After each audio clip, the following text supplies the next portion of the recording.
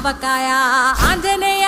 కథ మొదలెట్టినాడు చూడరయ్యా శక్తినంతా కూడగట్టి చెట్టు దులిపినాడు అంజయ్య ఎర్ర ఛాయ కోతి అవతార వెంటమాయ కత్తి సేత